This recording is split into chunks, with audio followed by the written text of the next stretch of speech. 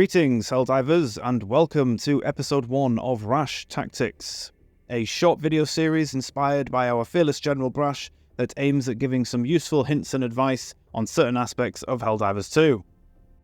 In today's episode, we're going to be covering the SEAF Artillery Cannon side objective, and I don't actually know how you're supposed to pronounce that name. It could be SEAF or SEAF. I've never heard an in-game character say it out loud, so for now we're just going to stick with calling it the Artillery Cannon. And the first piece of advice I could give about this particular side objective is that in over 120 missions, I've never seen it spawn on the map when you're picking your location for landing at the start of a mission. So I would imagine that 9 times out of 10 it's going to be a hidden objective that you're going to have to find whilst you're down on the surface.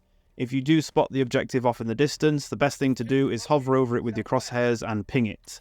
What this will do is it will add a blue indicator of its location on the minimap, and it will also do an audible call out for your team so that everyone knows where it is and you can find it nice and easy.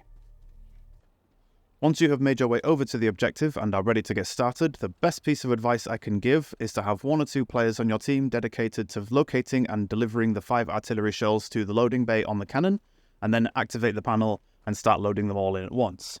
The reason why I recommend this is whilst you are at the artillery cannon, enemy patrols in the area are much more likely to start making their way over, and you can be attacked with bug holes and automaton dropships whilst you are trying to complete the objective. So have that 1 player who's dedicated to loading the shells in whilst the other 3 are defending against attacks. This is especially important on harder difficulties, as those attacks will be quite high in number and can feature some particularly big nasties. There is also a neat trick that you can utilize whilst carrying these artillery shells to make it slightly faster.